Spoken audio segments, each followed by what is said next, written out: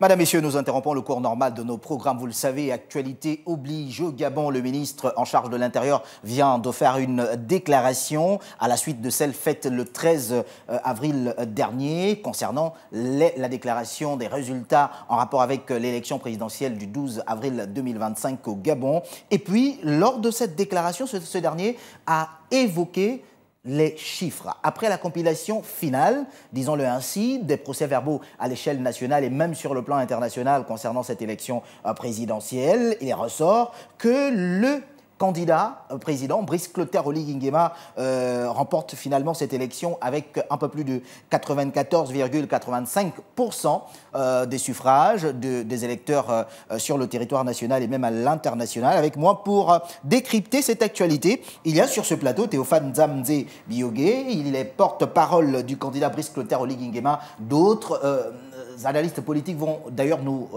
rejoindre au cours de cette édition spéciale. Bienvenue à vous dans ce studio de Gabon 24. Bonjour Armstrong et merci de me recevoir. Alors, avant que de repartir vers cette déclaration, donc la regarder à nouveau avec nos téléspectateurs, quel est le sentiment qui se dégage lorsque de nouveaux chiffres sont annoncés et que, après la déclaration du 13 avril dernier, le ministère de l'Intérieur fait une autre aujourd'hui pour nous donner finalement des résultats qui semblent avoir évolué? Je pense que depuis le début du processus électoral, le ministère de la Communication, tant en termes de déploiement qu'en termes de communication, a fait un travail exemplaire. Et je pense que l'exercice auquel vient de se livrer le ministre Herman Imongo, en fait, s'inscrit dans la continuité de l'exemplarité de ce processus. Je pense que c'est à interpréter comme une volonté de bien faire les choses jusqu'au bout et de donner des chiffres exacts jusqu'au bout. Ces chiffres-là n'ont aucune incidence majeure sur l'issue de l'élection, mais dans tous les cas, il est important parce que c'est aussi sur l'exactitude et la véracité des informations et des communications publiques que se fonde l'exercice de la démocratie. Et donc je pense que c'est dans ce cadre-là que cette déclaration s'inscrit. Il faut donner la bonne information aux Gabonaises et aux Gabonais, même si le résultat ne change pas, même s'il est connu. Alors, à partir de ce moment, est-ce que, à la fin de ce travail de réception physique de tous les PV, parce que ça s'apparente à cela, hein, on a l'impression que le ministère et la commission, la CNECR, a dû certainement abattre un autre travail là-dessus. Est-ce que, lorsque l'on essaie d'analyser les choses, est-ce à dire que la Cour constitutionnelle recevra des chiffres exacts, donc? Je pense que la Cour constitutionnelle recevra des chiffres qui sont issus d'un processus contrôlé et encadré. Vous faites bien de mentionner la CNOCER, qui est la Commission nationale d'organisation et de coordination des élections et du référendum, dont le rôle essentiellement consiste à mettre à disposition le matériel électoral et centraliser les résultats, entre autres choses. Donc vraiment piloter de manière concrète le processus électoral. Mais il serait bien de parler aussi de l'ACER, c'est-à-dire l'autorité de contrôle des élections et du référendum, qui est là une institution républicaine citoyenne. Citoyenne en ce sens qu'elle est ouverte aux Gabonaises et aux Gabonais, répondant aux différents critères, parmi lesquels justifier au moins d'une expérience de 15 ans dans une administration donnée, donc 15 ans d'expérience professionnelle, naturellement avoir un casier judiciaire vierge, être de nationalité gabonaise, etc., etc. Tout un ensemble de critères qui font que cette autorité de contrôle des élections et du référendum, qui est chargée de contrôler aussi le travail de la CNOCER, est un gage en réalité de transparence et de sécurité. Mais voyez-vous, sur Terre, nous ne faisons que tendre vers la perfection. La raison pour laquelle la Cour constitutionnelle, au-delà de la proclamation des résultats par le ministère de l'Intérieur, la raison pour laquelle la Cour constitutionnelle doit encore se prononcer, c'est parce que la Cour, elle aussi, a le devoir, la responsabilité de vérifier la véracité des informations qui sont transmises avec ses outils d'analyse, avec ses outils de mesure. Donc je pense que tout ça s'inscrit dans un processus contrôlé, encadré par les lois et en ce qui concerne donc la question électorale par le code électoral.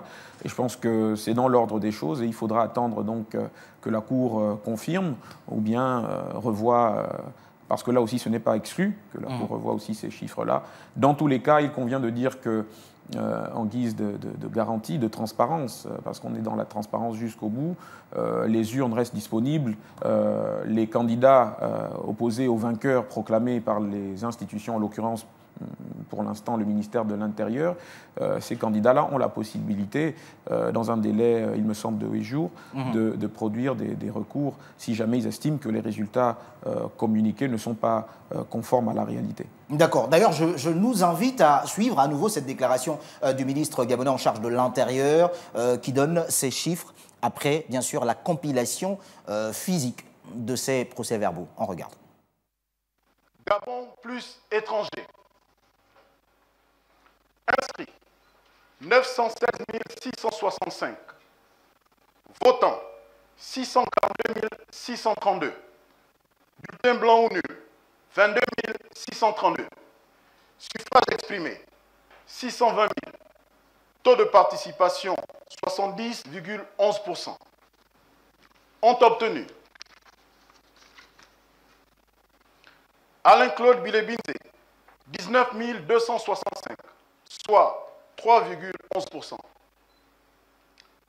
Alain Simplice Bungueres, 2 299, soit 0,37%. Joseph Lapensée Essingon, 3 744, soit 0,6%. Ninga Chanik Zenaba, 2 419, soit 0,39%. Axel Stoffen Ibinga Ibinga, 1384, soit 0,22%. Stéphane Germain Iloko Boussengi, 2214, soit 0,36%. Thierry Yvon Michel Ngoma, 601, soit 0,1%. Brice Clotaire Oligingema, 588 074, soit 94,85%. Est élu à la majorité absolue des suffrages exprimés avec 588 074 voix, soit 94,85%. Monsieur Brice Clotaire Oligingema, je vous remercie.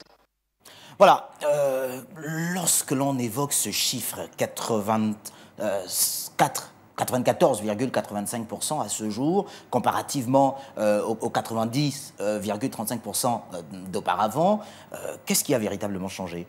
Ce qui a véritablement changé, c'est la méticulosité qui a été mise par les équipes du ministère de l'Intérieur à vérifier la conformité des informations communiquées avec la réalité que rendaient donc les PV. Il faut quand même noter, et c'est peut-être le lieu ici, de noter que c'était une véritable innovation que d'avoir la disponibilité de ces PV-là, des PV du scrutin, affichés au niveau de chaque bureau de vote.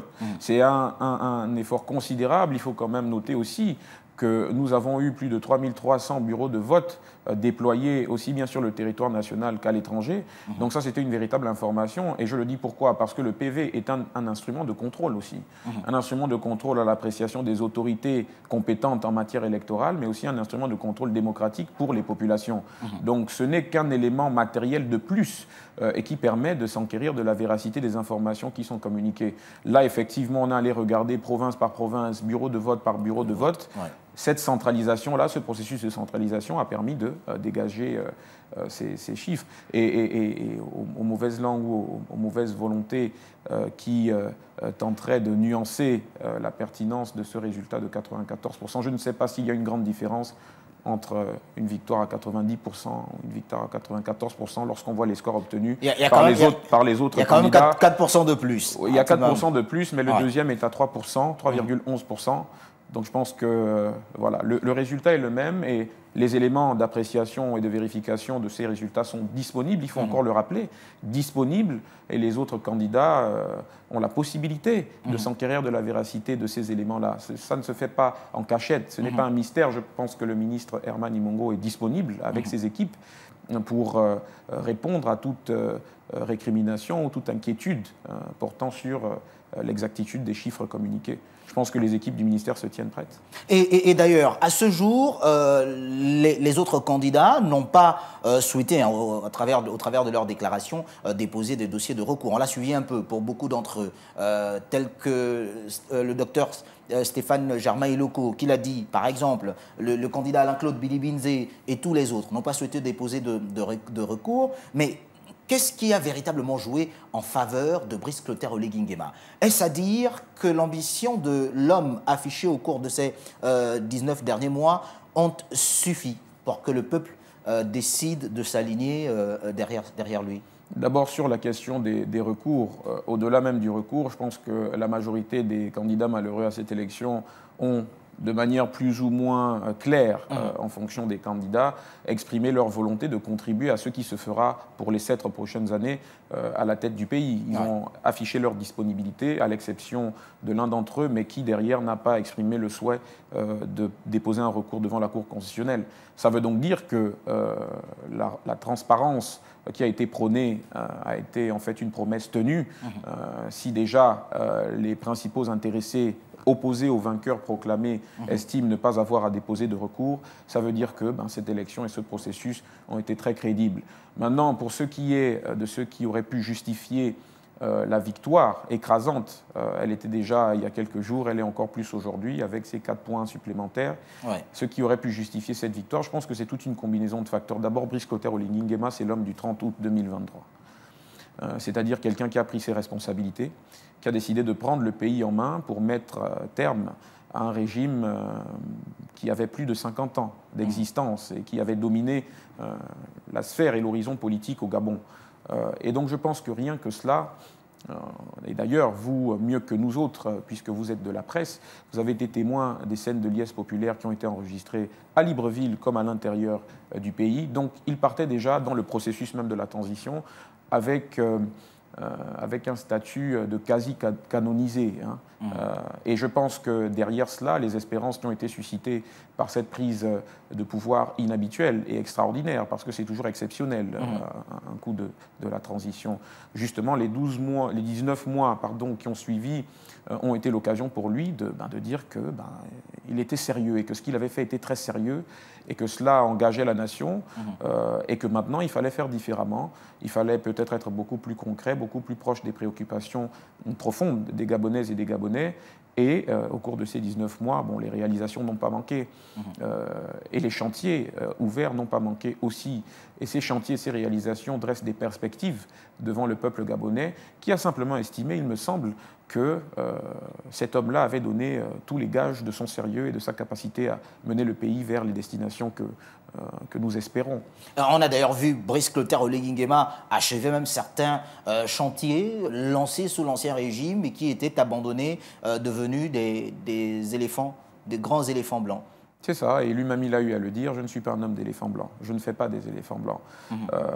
C'est un militaire, je pense que c'est quelque chose qui compte aussi en matière de rigueur, et là il s'agit de ses qualités intrinsèques. La rigueur, le rapport au travail, le rapport à l'exécution des chantiers engagés, etc., etc. Donc c'est toute une orthodoxie en matière de gouvernance et de gestion de la question publique qui, je pense, ont été des éléments déterminants pour faire de cette transition un succès. Si vous voyez les engagements pris et les réalisations enregistrées au cours de ces 19 derniers mois, vous verrez que le ratio est très intéressant et crédite donc cette candidature de Brice Clotaire Oligui Nguema qui s'avère être aujourd'hui une candidature victorieuse. Alors, Brice Clotaire Oligui Nguema, c'est désormais 94,85% des suffrages exprimés sur les un peu plus de 900 000 électeurs.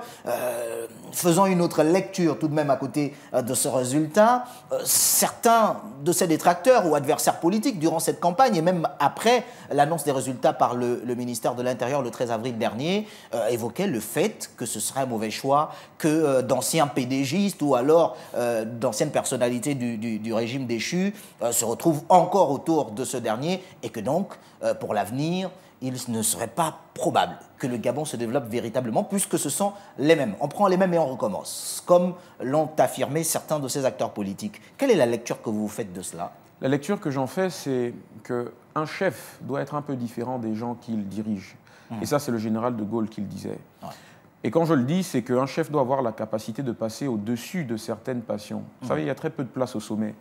Il y a beaucoup plus de place à la base d'une montagne, et il y a beaucoup plus de sécurité à la base de la montagne qu'au sommet, parce qu'au sommet, on est seul.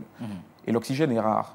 Et donc, on ne peut pas faire des choix qui sont forcément alignés sur les préoccupations initiales et parfois passionnées des uns et des autres. Un choix décide pour l'avenir et un choix décide pour la collectivité, pour la communauté. Brice Clotaire Oligui Nguema a été élu avec le score phénoménal qui nous est communiqué aujourd'hui. Dans cette masse lourde de Gabonaises et de Gabonais qui ont décidé de faire le choix de sa candidature, il n'y a pas que des pédégistes, il n'y a pas que des opposants, il n'y a pas que des gens de la société civile. Il y a des Gabonaises et des Gabonais qui ont des espérances et qui pensent que cet homme-là peut incarner ces espérances-là. Donc, en tant que père de la nation, puisque tel est son statut désormais, et en tant que chef, je pense que Brice Clotaire Oligui Nguema a simplement été fidèle à son rôle.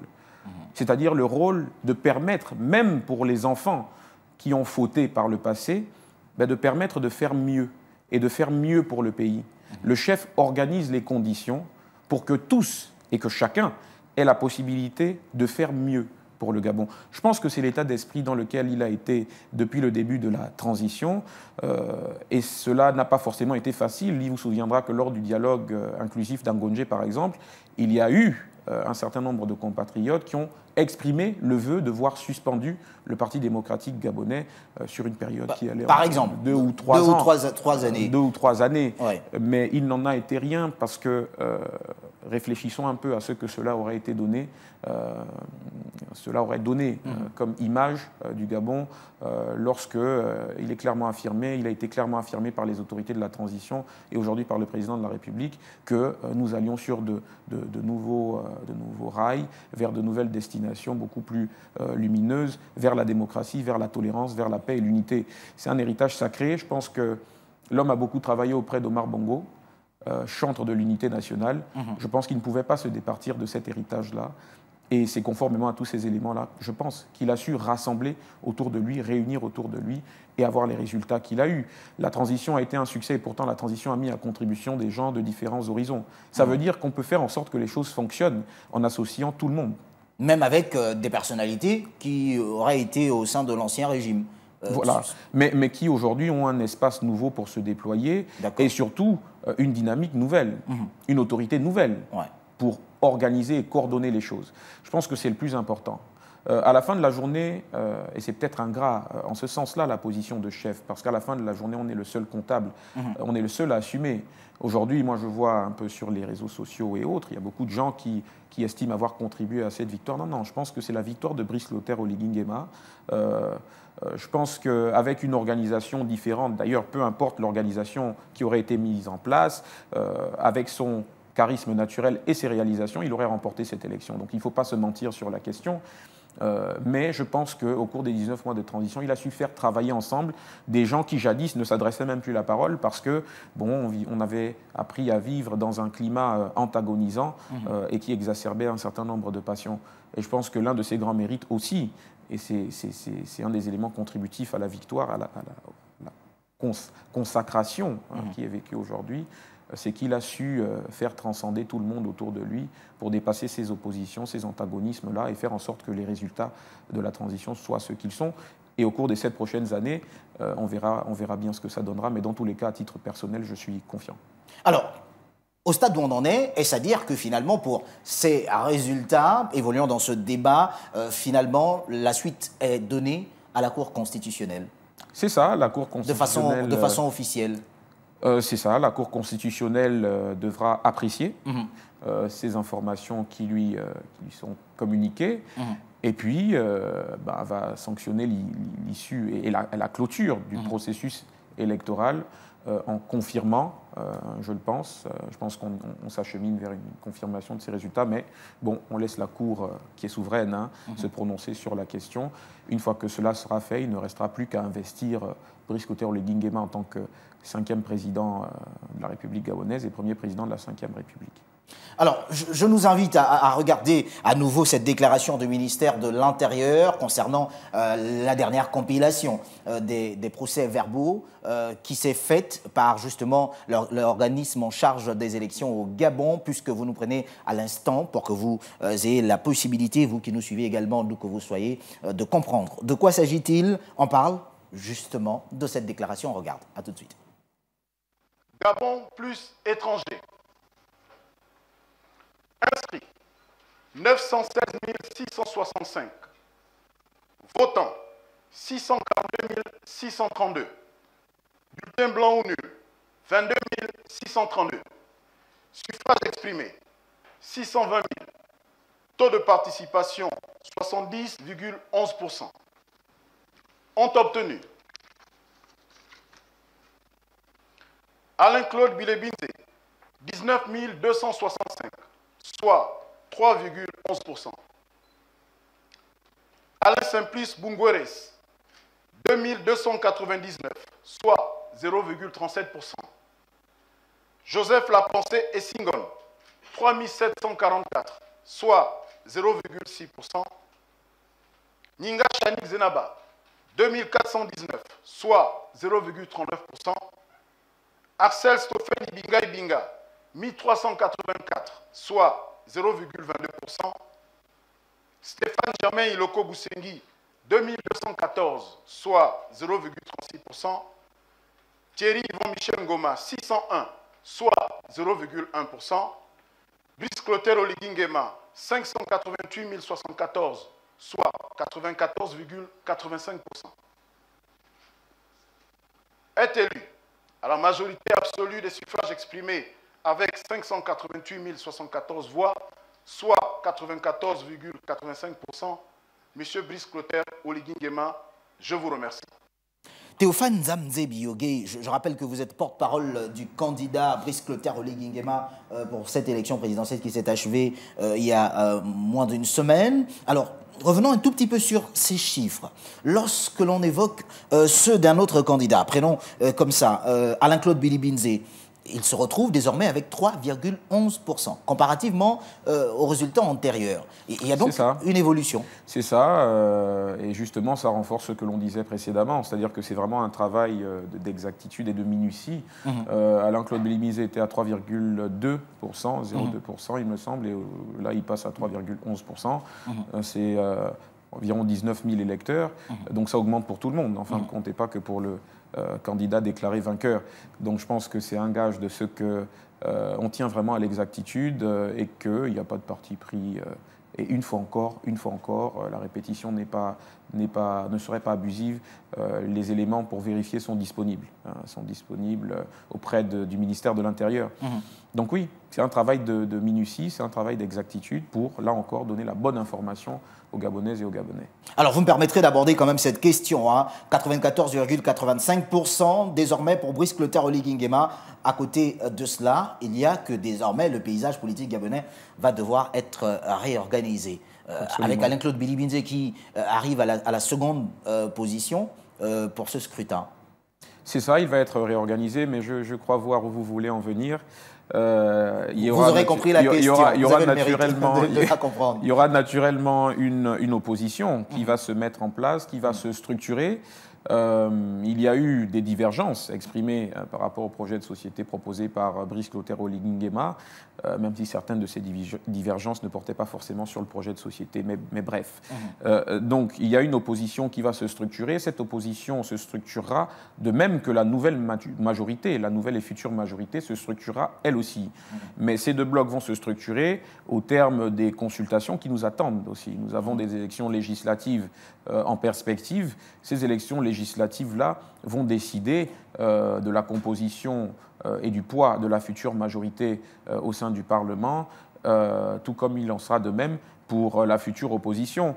Et à partir de ce moment-là émergera la principale force d'opposition dont la nature ne sera pas forcément directement liée au résultat de cette élection présidentielle. Ce n'est pas parce qu'on est arrivé deuxième à l'élection présidentielle qu'on devient de facto premier des opposants. Ce n'est pas comme ça que cela marche. Il faudra attendre les résultats, là encore, des élections législatives pour voir quelles sont les forces en présence, quelle formation politique, quelle organisation politique pèse le plus lourd du côté de l'opposition. Et à partir de là, on pourra voir de manière plus claire et lire de manière plus claire la nouvelle carte politique du pays.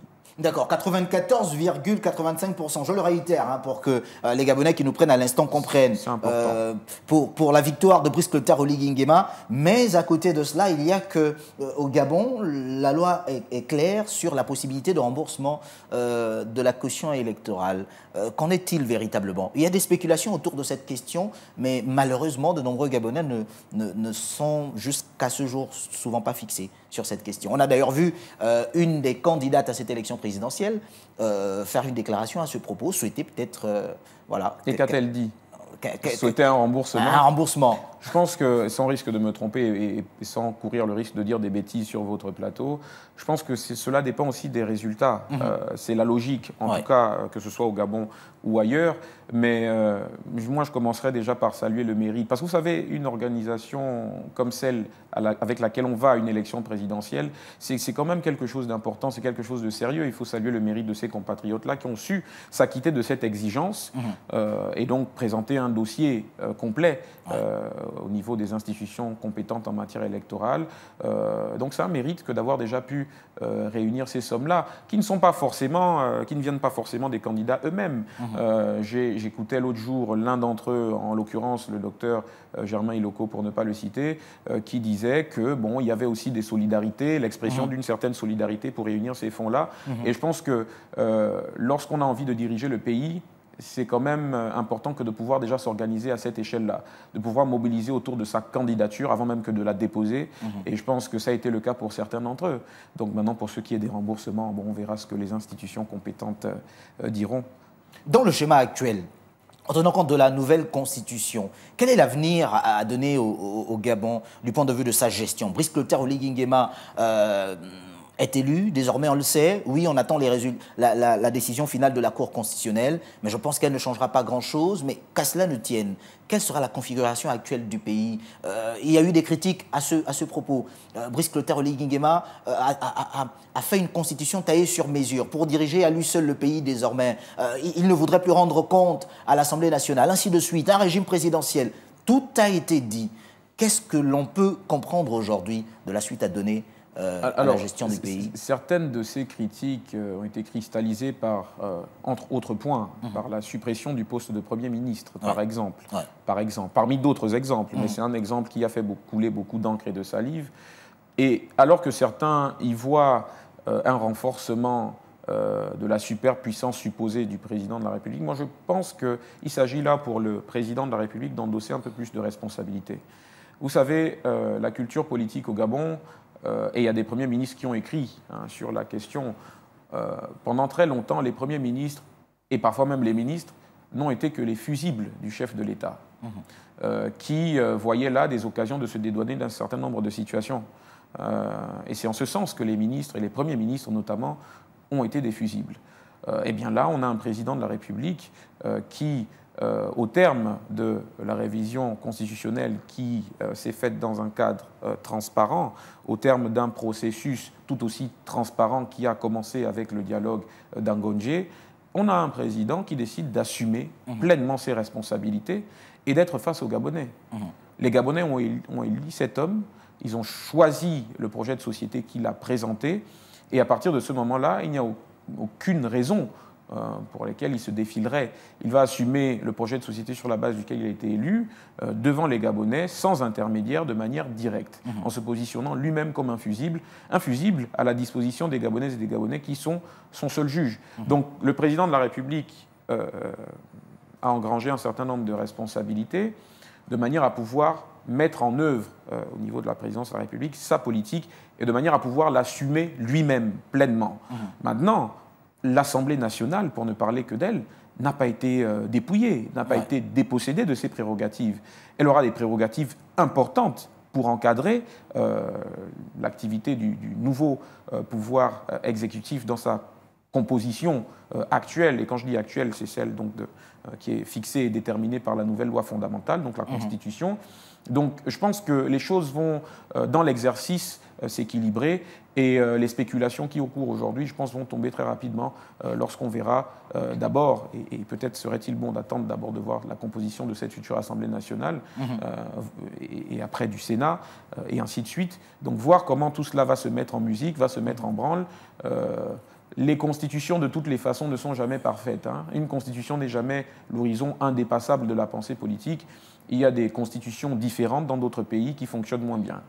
La constitution américaine, elle a 300 ans d'existence. Je ne sais pas si c'est la meilleure constitution du monde. En tout cas, c'est ce qu'ils ont choisi pour eux. Les Gabonais, ici, ont choisi la constitution qui va désormais encadrer le fonctionnement de nos institutions. Derrière cela, il faut rappeler qu'au-delà des institutions, il y a des hommes plutôt à l'intérieur de ces institutions, il y a des hommes pour les animer. Donc, en fonction de la manière dont les hommes animeront ces institutions-là, les Gabonaises et les Gabonais pourront se prononcer pour savoir si effectivement nous avons fait les bons choix et si effectivement nous avons fait le choix de confier tous les pouvoirs et tous les leviers à un seul homme et si cet homme-là s'en sert bien. Alors, Théophane Nzamze-Biogé, on parlait de la reconfiguration politique également, et là, pour évoquer le cas de l'Assemblée nationale, il faut le dire, sans risque de se tromper, certains acteurs politiques devenus ont pu siéger à l'Assemblée nationale de par la transition. Parce que d'aucuns se seraient déjà présentés à des élections et ne sont pas parvenus à remporter ces élections-là, n'ont jamais siégé en tant qu'élus du peuple à l'Assemblée nationale. Est-ce que dans la prochaine reconfiguration, les candidats qui iront sur le terrain pourraient aisément affirmer pouvoir remporter ces scrutins-là quand on sait que beaucoup n'ont jamais été élus pendant de nombreuses années? Bon, vous savez, les députés de la transition... Ou alors tout le monde surfera sur l'image de Brice Clotaire Oligui Nguema pour espérer se faire élire. Les députés de la transition ont été nommés, ceux qui n'enlèvent rien à leur mérite, parce qu'ils ont abattu eux aussi un travail conséquent.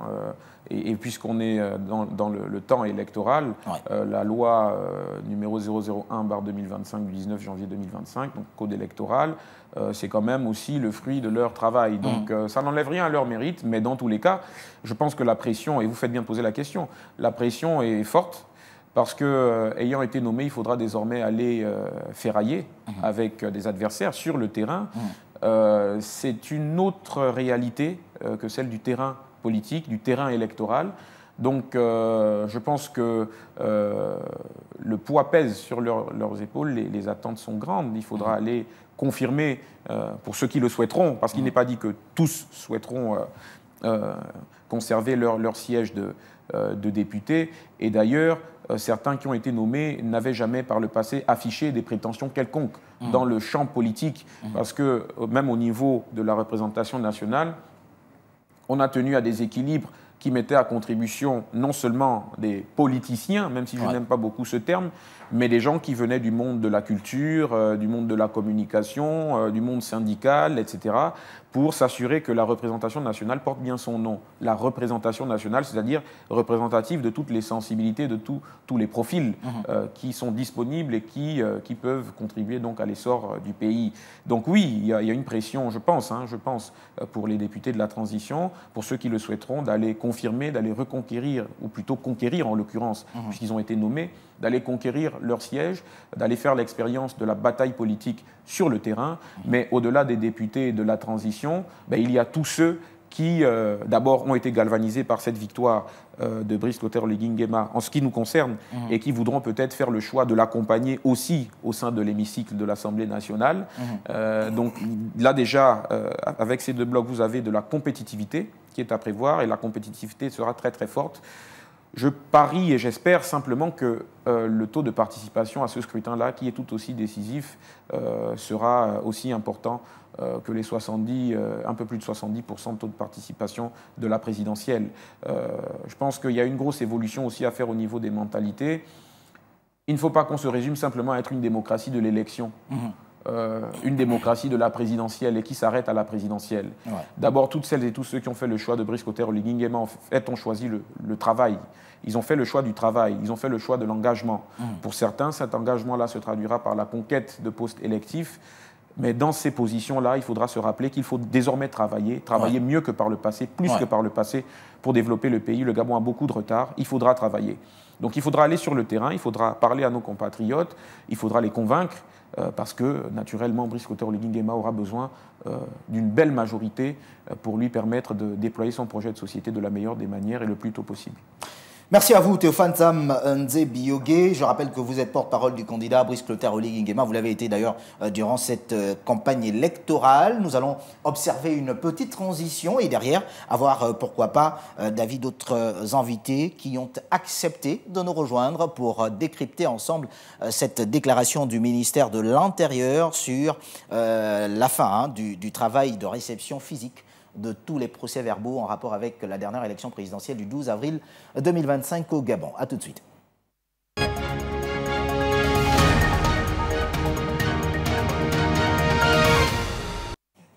Madame, Monsieur, vous le savez, actualité oblige au Gabon. Le ministre en charge de l'Intérieur vient de faire une déclaration en rapport avec la fin de la compilation et de réception physique de tous les procès-verbaux en rapport avec l'élection présidentielle du 12 avril dernier. Sur ce plateau, pour la suite de cette édition spéciale, nous avons Monsieur Arnaud Patrick Ebankoulou, il est constitutionnaliste. Et puis à ses côtés, il y a Monsieur Hildevert Mboutsu Bouila, il est représentant du ministère de l'Intérieur. Messieurs, bienvenue dans les studios de Gabon 24.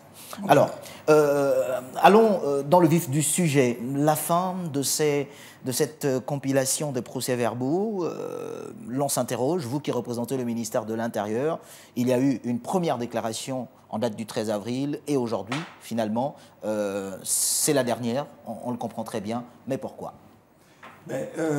Effectivement, comme le dit la loi, ça dit qu'au terme du dépouillement des résultats, le ministre de l'Intérieur doit faire une annonce provisoire des résultats.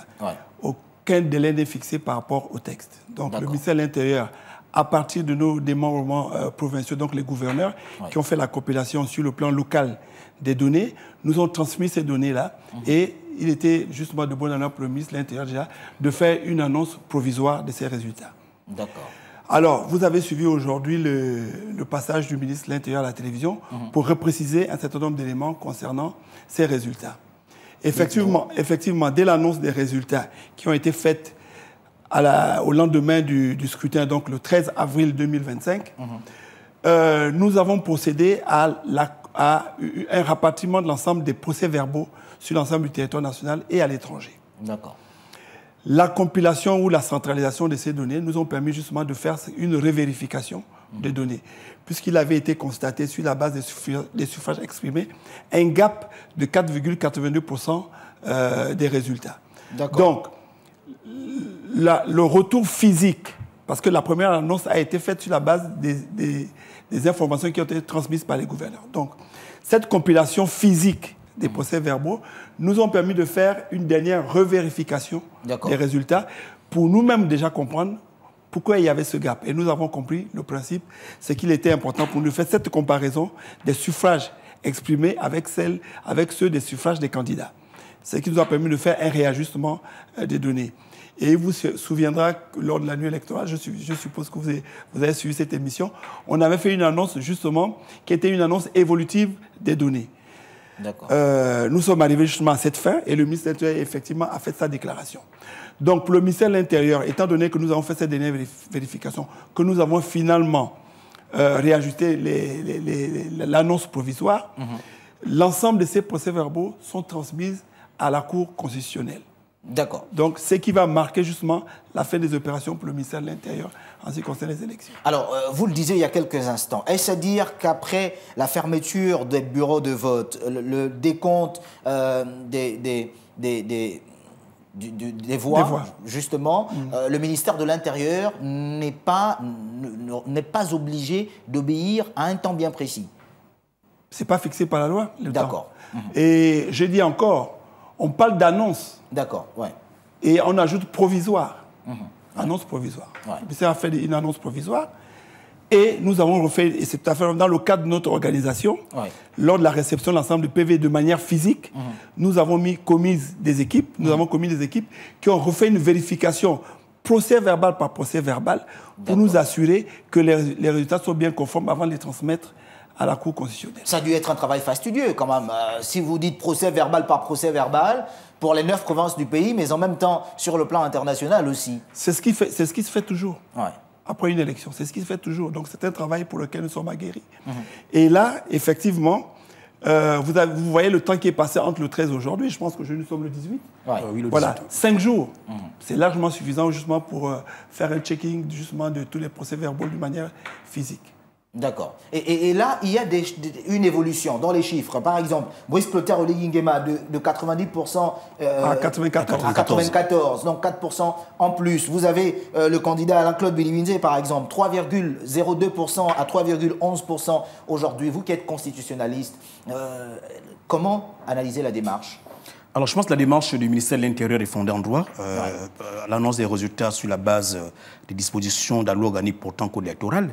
Et je pense que le ministère de l'Intérieur a fait un nouveau décompte qui s'est basé sur des documents physiques, des informations, documents physiques, c'est-à-dire les procès-verbaux envoyés par les commissions électorales provinciales ou encore consulaires. Et donc, c'est à la fin de ce décompte que le ministère de l'Intérieur a constaté qu'effectivement, qu'il y avait un décalage entre ce qui a été envoyé comme information et puis celles qu'on retrouvait dans les procès-verbaux envoyés par les différentes commissions électorales. Donc il est tout à fait logique que les chiffres changent, les chiffres évoluent.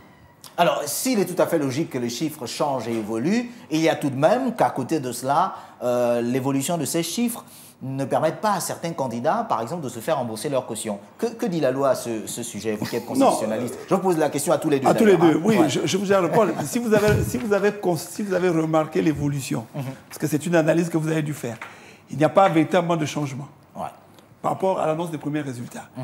Le gap de 4%, il n'est pas vraiment important. D'accord. C'est tout simplement qu'on avait constaté que sur la base des chiffres annoncés pour ce qui est des suffrages exprimés par l'ensemble de la population et de ceux obtenus par les candidats, il y avait justement... la question s'est beaucoup posée au niveau du calcul du pourcentage. D'accord. Donc, à ce niveau, il n'y a pas eu un grand changement. Si vous remarquez bien, les chiffres, ils n'ont pas véritablement évolué pour tous les candidats. Alors, si on répond à la question, là, on va se baser sur les dispositions de l'article 88, la loi organique portant code électoral. Alors, voilà ce qu'il est dit, en alinéa 2. Le cautionnement est remboursé à la hauteur de 100% aux candidats élus et 50% aux candidats ou aux listes ayant obtenu au moins 10% des suffrages exprimés. Donc, ce qui n'est pas le cas des candidats actuels. En dehors d'un seul. Je pense qu'il y a sur le président, enfin, c'est le candidat élu qui va obtenir le remboursement total. Total de ce. Voilà, ce que je voulais dire. Alors j'ai quand même, vous me permettrez, en plus d'obtenir 94,85%, il bénéficie également du remboursement de sa caution. C'est la loi. C'est la loi qui le dit. C'est la loi qui le dit. Écoutez, on ne fait qu'appliquer la loi. Et si un candidat aurait obtenu 50% des suffrages exprimés, il bénéficierait également d'un remboursement, une partie de sa caution. Voilà. 50%. 50% de sa caution. Alors, un candidat qui aurait obtenu 10% des suffrages aurait obtenu 50% des 30 millions de la caution, donc 15 millions. Alors, au stade où on en est, vous avez participé à sinon vos équipes ont travaillé sur le décompte de ces procès-verbaux, de ces voix, au travers des procès-verbaux. Aujourd'hui, est-ce que le mécanisme de vote, le système de vote au Gabon semble plus rassurant qu'avant? Bien sûr qu'il est plus rassurant. Il est déjà rassurant à la base, en ce sens que dans les textes, il est dit que le dépouillement est déjà public. D'accord. C'est déjà une forme de transparence, c'est une garantie. Et nous avons le fait qu'à l'issue du dépouillement, on affiche... Le 12 avril, le dépouillement a été public. Et on a affiché, d'accord, bureau par bureau, les PV. Et nous avons retrocédé aux représentants de chaque candidat qui était présent, les PV des résultats. Et transmis systématiquement aux commissions électorales qui avaient pour mission de les centraliser. Donc, ça a été fait de manière objective, très objective. Et dans le principe, vous avez remarqué, c'est une première dans notre pays. Les résultats ont été... C'est tout à fait normal. J'insiste sur le caractère provisoire de l'annonce et du terme annonce des résultats. C'est une annonce. Donc l'annonce, effectivement, elle peut se faire sur la base du fait que nous recueillons les informations directement des commissions avant la réception des PV. C'est une tendance qu'on donne. Et avant maintenant de remettre l'ensemble des PV à la Cour constitutionnelle, qui est le juge électoral, nous avons refait un travail de vérification avec les PV physiques maintenant. C'est-à-dire, comme a dit le constitutionnaliste tout à l'heure, nous avons fait rapatrier les PV des commissions consulaires, donc de l'étranger, et ceux de l'intérieur du pays. Et c'est ce travail qui a pris 5 jours. C'est pour ça que je vais dire, vous avez remarqué, c'est que nous avons quand même pris suffisamment de temps. Entre le 13 et aujourd'hui, il est passé quand même 5 jours, presque une semaine, pour faire ce travail de titan. Important. D'accord. Voilà, un travail important. Oui, vous qui êtes constitutionnaliste, est-ce que c'est l'évolution de la démocratie gabonaise qui s'exprime à partir de ce moment, ou de son système politique, j'ai envie de dire? Alors, on peut clairement parler d'une évolution parce que cette élection a été, je pense que la plupart des candidats l'ont reconnu, a été véritablement transparente.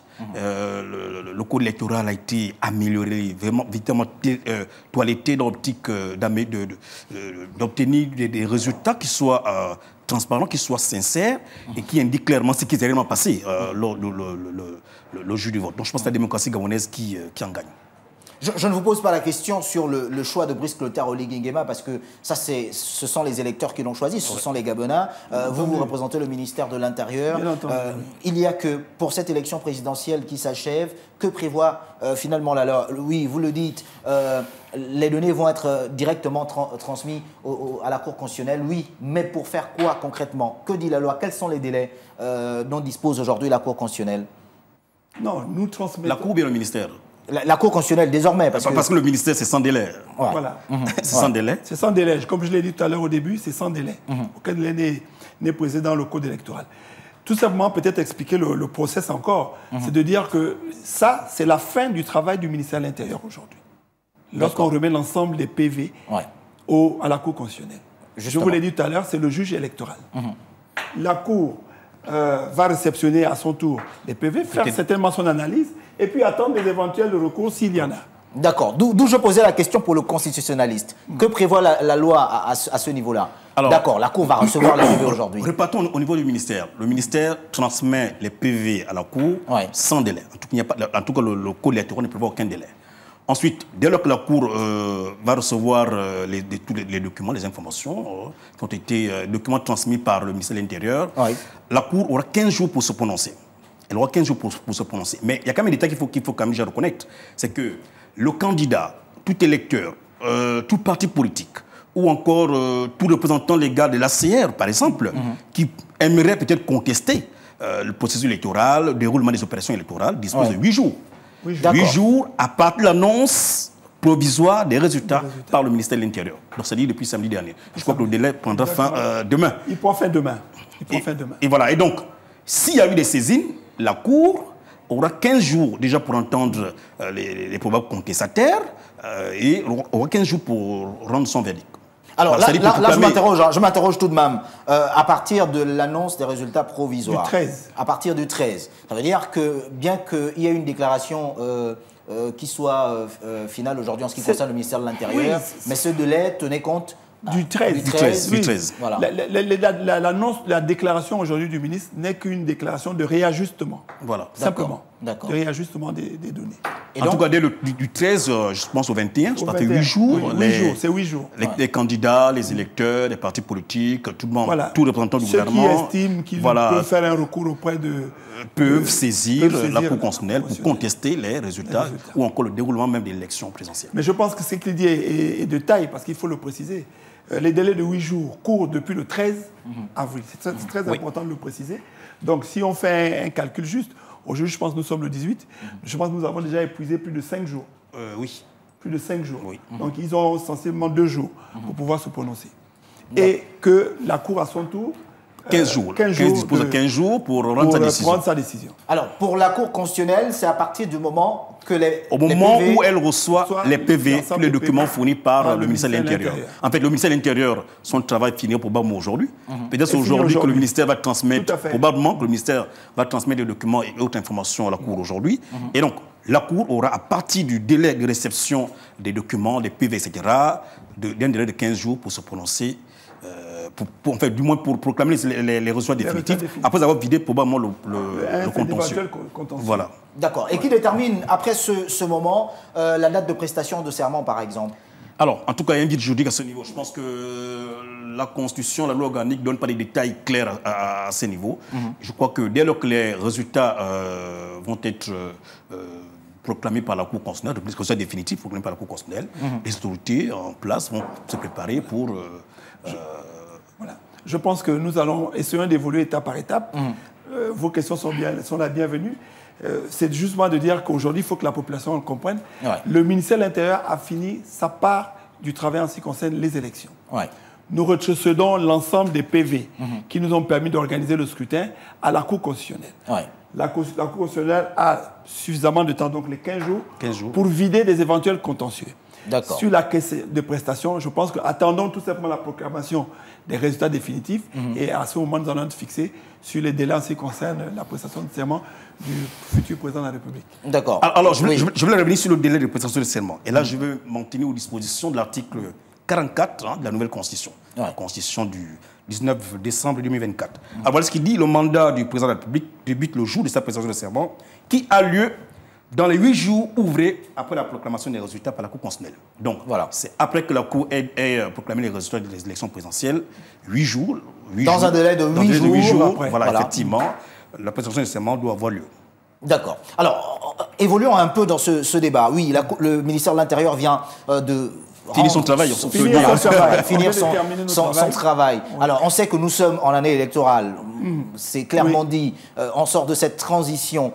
Des élections législatives sont prévues. Est-ce qu'à la suite de cela, il y aura encore une révision, par exemple, du fichier électoral? Qu'est-ce qui sera prévu à la suite de cela, en ce qui concerne le ministère de l'Intérieur? Bien entendu. La loi le dit, à chaque élection est organisée la révision de la liste électorale. Question logique. Si nous organisons, nous estimons que nous allons organiser d'ici la fin de l'année les élections législatives. Ben, il est important de réviser le fichier électoral. On aura des citoyens qui auront atteint l'âge de 18 ans dans cette période. Il faut bien la réviser. On aura des citoyens qui seraient peut-être décédés. Il faut les extraire du fichier électoral. On aura des Gabonais qui auront été condamnés. Il faut les extraire du fichier électoral. On aura des Gabonais qui, pour une raison ou une autre, auront décidé à ce moment-là d'intégrer le fichier électoral. Et pourtant, il y a plus de 18 ans révolus. Toutes ces personnes, il faut les remettre dans le fichier électoral et faire une mise à jour, justement, de notre base de données. Ce qui est important. C'est l'un des préliminaires, justement, pour organiser toute élection politique à la République gabonaise. Donc, juridiquement, c'est consacré. Juridiquement, il est prévu qu'avant chaque élection présidentielle, parlementaire, locale, qu'il y ait une révision de la liste électorale. Donc, il n'y a pas de souci à ce niveau. D'accord, vous me permettrez de vous titiller. Est-ce que le ministère de l'Intérieur a rencontré quand même quelques difficultés pour cette élection présidentielle? Ben, écoutez, moi je pense qu'avec le fait que le code électoral soit venu simplifier un certain nombre de choses, les démarches techniques ont été pures et simplement exécutées sans difficulté particulière. J'évoquais déjà dans un passé récent les questions liées au matériel, aux outils que nous avons. Nous avons été assistés par des observateurs internationaux. Tous ces ingrédients ont fait en sorte que tout se passe sans difficulté majeure. Sans oublier aussi que nous avons organisé un référendum. Donc notre fichier électoral, il était déjà suffisamment étoffé à l'avance. C'est tout simplement comme dit le conseiller tout à l'heure. Nous avons rajouté quelques éléments qui nous ont permis de faire justement la révision de la liste électorale. Donc il n'y a eu aucune difficulté particulière. Et j'aime bien le dire souvent, nous exerçons les opérations électorales depuis déjà 2013, en ce qui concerne les aspects biométriques. Et depuis 1990, ce qu'on appelle les élections multipartites. Donc, c'est tout à fait normal pour nous qu'en période électorale, nous puissions nous mettre sur le terrain et nous nous rendons compte que nous le faisons avec beaucoup de facilité. Donc, je voulais vous rassurer sur cette question posée. Effectivement, il n'y a pas eu de difficulté majeure. Simplement, c'est le matraquage auprès des populations, parce qu'il faut que les populations comprennent bien le processus électoral. Régulièrement, nous sommes obligés à chaque fois de faire une sorte de remise à jour de l'ensemble des campagnes électorales, de campagnes de sensibilisation plutôt, pour faire comprendre aux électeurs le processus. Parce que la principale difficulté, c'est que les populations comprennent le processus, puisqu'on les attend souvent dans des bureaux. Est-ce qu'il est possible que le Gabon atteigne une élection politique qui soit entièrement biométrisée? J'ai envie de dire, vous êtes citoyen gabonais en déplacement le jour du scrutin, vous n'êtes pas dans votre circonscription électorale, il vous suffit de vous rendre dans un bureau de vote, dans un centre de vote, parce que tout est biométrisé, tout est informatisé. Il vous suffit de poser votre empreinte pour que la liste des candidats choisis dans votre circonscription, par exemple, apparaisse et que vous soyez capable de voter. Mais justement, le nouveau code électoral, il permet justement à ce que nous puissions intégrer les nouvelles technologies. Et nous les avons déjà intégrées, je le rappelle, juste depuis 2013. Le système électoral gabonais, il est biométrique. Sauf qu'il s'agit maintenant d'implémenter un certain nombre d'étapes dans le processus. L'étape dont vous parlez, qui est... au début de l'année 2024, si je me souviens bien, le ministre de l'Intérieur avait déjà reçu un certain nombre de prestataires qui venaient présenter des solutions. Mais même si on veut les implémenter, c'est parce que selon certaines indiscrétions, l'ancien régime avait quand même sorti de l'argent pour... Même si on veut les implémenter, ces solutions, il y a quand même des campagnes de terrain qu'il faut mener. Il faut requérir l'assentiment des populations. J'aime prendre l'exemple des populations qui sont au très fond du Gabon, des villageois qui savent venir en matière. Vous savez, on a souvent fait ces sondages-là. Beaucoup de nos parents dans l'arrière-pays sont parfois réfractaires aux nouvelles technologies.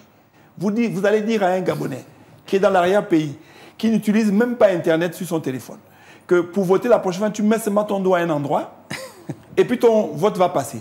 Comment il va croire à ça? Quelle interprétation il fera de ça? Donc, il y a un certain nombre d'éléments qu'il faut d'abord monter. Il y a des études qu'il faut d'abord mener pour nous assurer. Nous, le ministère de l'Intérieur... Et surtout la sensibilisation. Et la sensibilisation. Et le ministère de l'Intérieur est prêt pour ces questions. J'avais évoqué la dernière fois la question de l'état civil biométrique. Mais tout ça, ça rentre dans ce cadre-là.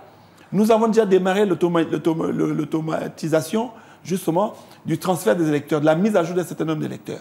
Je parlais la dernière fois de la question des Gabonais qui ont déjà le NIP, qui ont 16 ans aujourd'hui pour la carte nationale d'identité. Ouais. Ben, ils vont être intégrés systématiquement dans le fichier électoral. À la différence qu'ils devront maintenant simplement venir auprès de nos équipes, préciser le lieu où ils voudront voter. Ils n'auront plus besoin de se faire enrôler. D'accord. C'est déjà une forme d'autonomisation plutôt de l'électeur, à ne plus se déplacer.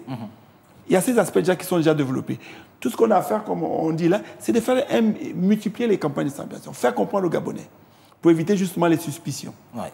Je pense. Je pense qu'il faut aller étape par étape. Il faut aller étape par étape. Voilà, à chaque révision de la liste électorale, il y aura probablement des améliorations qui vont peut-être permettre de garantir des élections saines, libres et transparentes. Donc c'est déjà un début, qu'après chaque scrutin, qu'on affiche les PV dans les bureaux de vote, c'est déjà... Publiquement. Voilà, c'est déjà très important. Alors, Arnaud Patrick et Bankoulou, vous également, je me permettrai de vous titiller, certains compatriotes ont qualifié ce score de Brice Clotaire Oligui Nguema, avant bien sûr le dernier annoncé aujourd'hui de 94,85%, de score à la soviétique. Votre analyse?